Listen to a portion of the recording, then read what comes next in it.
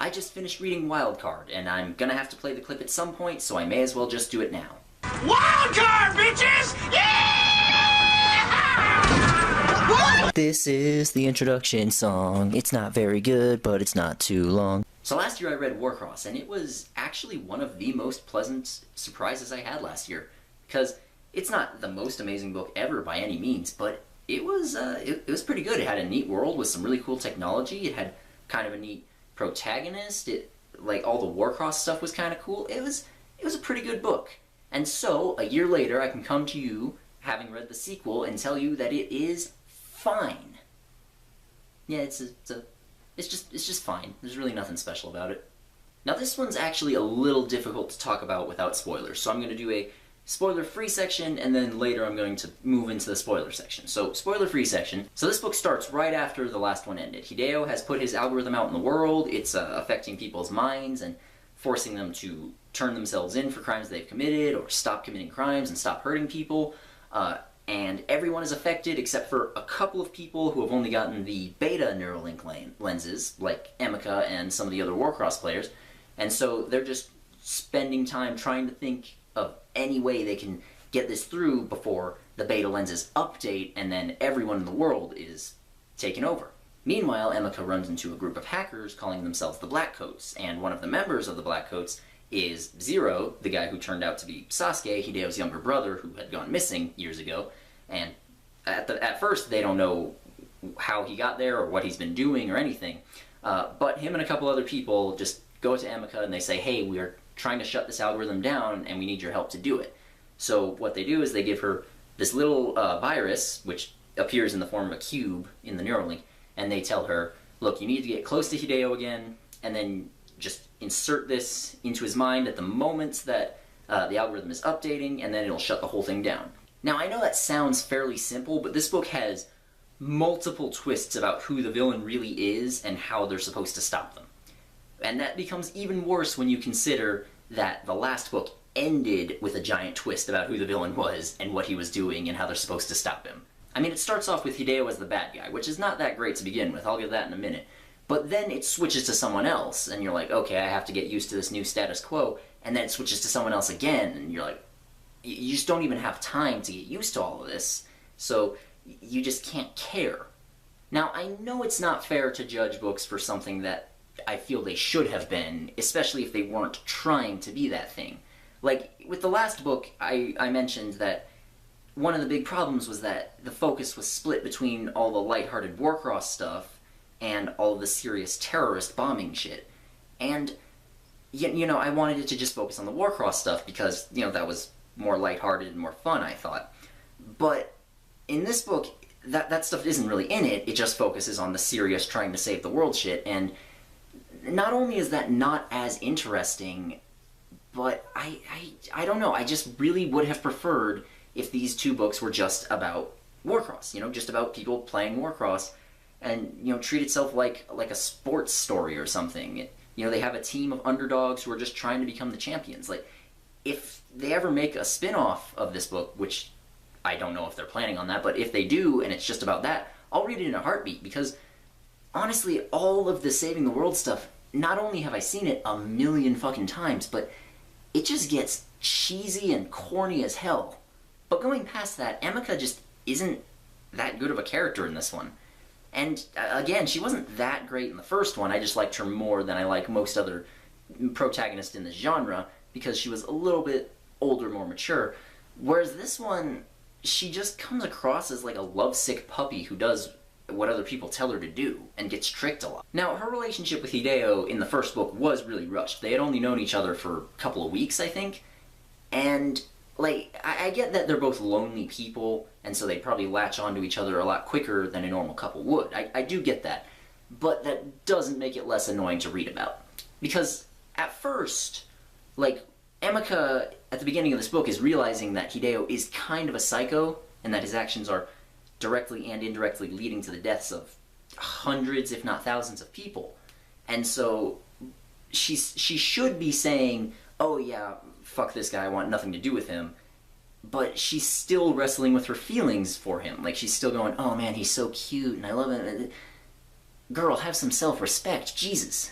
And at first I thought that this was being shown to be unhealthy and the characters just weren't realizing it, but by the end I realized, like, no, this is trying to be like a serious romance, and I just really, really hated it, because it not only did it take a character which I liked before and made her seem a lot stupider, more immature, etc., but it also just feels weird and kind of gross, because again, Hideo is a psycho.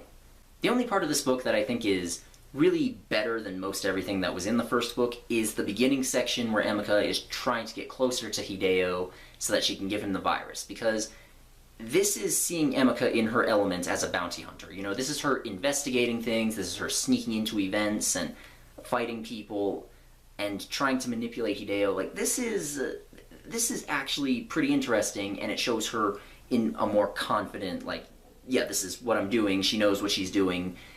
It's just, it's much more interesting, and you have a much better character, so I did like that part more than pretty much anything in the first book.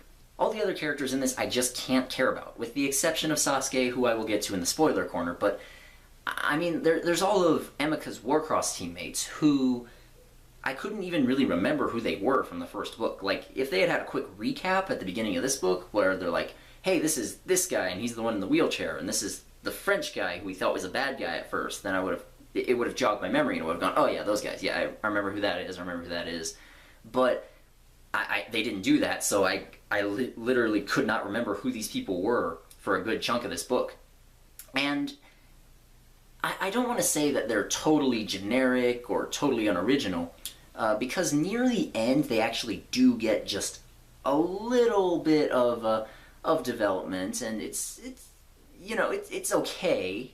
But the thing is, it happens during the climax, and that's when we're supposed to be focusing on other things. So this just feels really slapped on and put there at the last second, like they're saying, look, these are deep, complex characters, and they're not. They're just not. And speaking of the climax, oh boy, it's hard to even explain. So like I said, there are multiple twists about who the villain is and how the characters are supposed to stop them. And by the time we get to the final villain, and they have to do their final plan to stop him, their big plan involves playing Warcross. So they're playing a video game in order to save the world, and my god, if I just look at the actual action writing on its own, I guess it's fine, because, you know, there's characters sacrificing themselves, and there's legions of enemies, and they're like running low on ammunition, and yada yada yada, and I guess if I cared that much, it would be pretty good, but the whole time I'm just thinking, my god, this is ungodly corny. They're playing a fucking VR video game in order to save the world. What the fuck? The one good thing I can really say about the climax is that there's a pretty emotional moment between Hideo and Sasuke, and I really mean it. It's a very, very sad moment, but also it's over pretty quickly, and then once we get to the resolution, I was just annoyed again. So I think that's about it for the spoiler-free section. If you liked the first book, then go ahead and read this one. This one's not really going to change your mind. It's still fine, it's just not as good as the first one. And if you haven't read the first one, I can really only recommend this series to, I don't know, people who are really, really into the technology, which, let's be clear, I am. I think it's cool as shit, and every time they describe it, I just wanted to jump in and look around, but I mean, unless you're really into that and you can look past other flaws, or if for some reason you really, really want to read like a cyberpunk mystery adventure story that has a teenage girl as the protagonist, then this will probably be for you. Other than that, I don't really know who this would appeal to. So, spoiler corner now. I'm going to have to try and describe the plot of this book in just a couple of paragraphs, and it's going to sound confusing as hell, but believe me, it's not a whole lot better when you actually read the book. So at the beginning, like I said before, Emika meets a group of hackers named the Blackcoats, and one of their members is Zero/Sasuke, who is Hideo's younger brother. And one of the other members is a woman named Taylor. And it turns out that Taylor actually was the one that kidnapped Sasuke when he was a young boy. And they were doing experiments on him so that they could turn his mind into data and then put it into a computer so that he could live either on the internet or in a robotic body. Okay, that's actually kind of cool. And then a little bit later, there's a big twist, which turns out, oh, okay, Taylor doesn't want to destroy the algorithm, she wants to take control of it for herself. So then Emika takes all this new information and goes to Hideo with it. She tells him, like, hey, I know where your brother is, and I know you created this algorithm at least partially to try and find your brother, so we need to shut it down before this woman takes control of it. So then Hideo eventually agrees, and he's like, okay, we'll do it. So they wait until the last moment, and then they do it, and they shut it down. But it turns out it's actually not getting shut down. Zero takes control of it, because apparently Sasuke being like abused for so long and being combined with AI and having part of his memories removed kind of turned him evil, I guess. So then he's like, haha, now I control the algorithm. And then the climax I mentioned before goes through. They play Warcross really good, and eventually they find like the human part of Sasuke, like all the memory files or whatever you want to call them, and they re-merge them with him. So then he becomes, I don't know, sort of human again? Human? I don't know. It's never really delved into that much, but yeah, he becomes human again, and then he talks to Hideo and he says, hey, I love you, and then he shuts down the entire NeuroLink and he dies. So like I said earlier, this is really confusing and there's just too many twists. Like, I understand the appeal of a story that has a lot of twists, or the appeal of saying that your story has a lot of twists, but there is a limit. And there needs to be space between them so that you can get used to the new world that this has created. Because, see, at the end of the first book, we go from thinking that Hideo is a pretty normal dude to realizing, oh, he's a psycho who wants to control the world. So the first part of this book is just us getting used to that new reality that this story takes place in. And then once there's another twist and it's like, oh, hey, Taylor's the bad guy and Hideo's the good guy again, then okay, well, we need some more time to get used to this, and we're like, okay, so human brains can be put on computers now, etc., etc. And then before we even really have time to get used to that, there's another twist, and it turns out Zero's the bad guy, and so none of this, there's never any time for anything to sink in, and it's just, I just can't care by the end. You know, it results in me becoming detached from the story. So, like I said, the climax, even though it's ungodly, corny, and cheesy, even if we set that aside, I just don't care that much. I don't care about these people, I don't care about this world, because I haven't had time to get used to what it is. And again, the goodbye between Hideo and Sasuke is really, really emotional. It's a sad moment. And part of that is just because of Marie Lu having a couple of really good lines in this book. Like, the one that really stuck with me was how Emika was watching Hideo, and she could tell that he was thinking, wait, I know I just want a little more time with my brother, and she's thinking, at the end, we'd all wish for the same thing, just a little more time. And I thought, wow, that's a very poignant line, actually. I really, really liked that. But then, a little bit later, it's revealed that Sasuke's still alive, and he's just, I don't know, he's only talking to Emika, and he's not talking to his brother. I really don't know why he'd do that. That's kind of a dick move. Like, if he thought he was going to die when he did that, and then he came back later, he's like, oh, hey, I'm alive. Like, that would still be stupid, because it would be completely negating all of the emotions that we felt earlier, but at least it would make Sasuke seem like less of a dick towards his brother. Like, Jesus, man. This guy spent his whole life looking for you. And then, at the very, very end, Hideo is put on trial for all the stuff he's done, for creating the algorithm and trying to control people and all that. But the main characters lie and say it was all Taylor's idea. And at this point, Taylor's dead, so she can't defend herself or anything. But then, so Sasuke just gets to go away. Like, he gets to go free. He goes back to his regular life as a billionaire, and then he starts dating Emika. I'm like, he never faces any consequences for his actions. So I just want to point out that, in addition to Hideo's algorithm being just horrific to begin with, because you're invading people's minds and controlling their actions and thoughts, which is a horrible violation of people's autonomy. But even worse than that, around a third of the way through this book, it's revealed that people are committing suicide at a really high rate.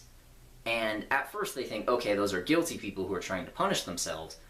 But then they realize, no, some of them are innocent. And they talk about it a little bit. They say, like, okay, maybe you took away their motivation, and so they had no will to live anymore. But the point is, hundreds, if not thousands of people were committing suicide because of this, because of Hideo and because of his actions.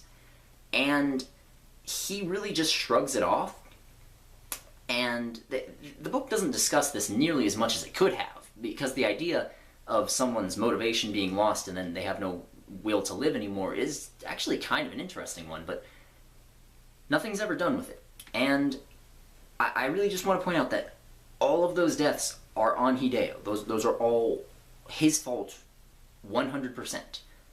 And he never faces any consequences for it, and we're supposed to be okay with that.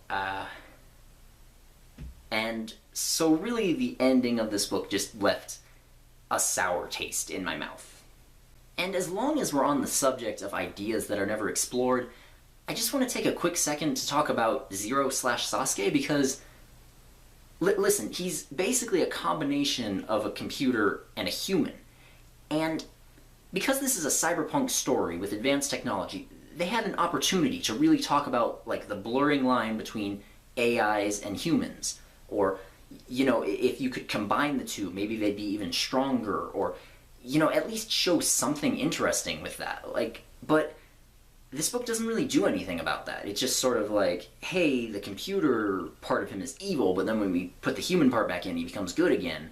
There's never any real exploration of the idea. There's never even really an exploration of what Zero is exactly. Like, what is he a human? Is he a machine? Is he neither? You know, these are really complex, interesting questions that you could write an entire series of books about. And just this one really skims over it. And so in addition to the ending just leaving a sour taste in my mouth, I was thinking, man, that could have been so cool, and they didn't do anything with it. But again, maybe it's not fair to say that this book should have been something it wasn't trying to be. Maybe I'm just being an asshole here, but I just really can't get it out of my head that that would have been so cool to read about. So you may have noticed my background is different. Yeah, these are a bunch of books right here. I don't have an actual bookshelf, I just sort of stack them up on my dresser. But this area just has a little bit better lighting than the place I was normally filming. I don't know if I'm gonna stay here permanently. I was just testing this out a little bit. And if you could like subscribe and comment and shit so that my video becomes more visible on YouTube, I would really appreciate that. See you next time, bye.